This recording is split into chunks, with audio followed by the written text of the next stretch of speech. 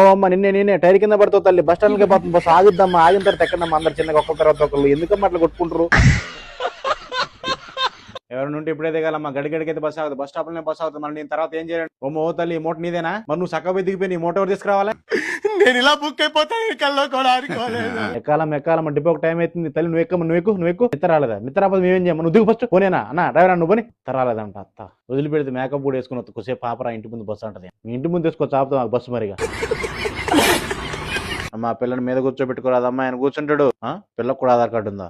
అమ్మ పాపం పాడు. కానీ ఈ ఫ్రీ బస్ ఏం కానీ మా పానాలు దోటానికి పెట్టినట్టే ఉంది ఫ్రీ బస్. ఏందమ్మా ఆధార్ కార్డు మనిషి వచ్చినావు? మరి నేనేం చేయనమ్మా? డబ్బులుది లేవు.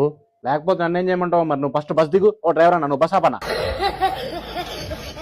అయ్యా బస్ ఎక్కిన వాళ్ళు అందరూ 500 రూపాయల నోట్లు తీసుకొస్తే మీ చిల్లర యానం తీసుకురావాలయ్యా. అమ్మ ఈ ఆధార్ కార్డు నీది కాదుగా అమ్మా. ఏంది మిత్తదాని మీద నువ్వు ఎట్లా ఎక్కుతావు? మరి నీ ఆధార్ కార్డు తెప్ప ఇంటి కార్డు మనిషి వచ్చినావు.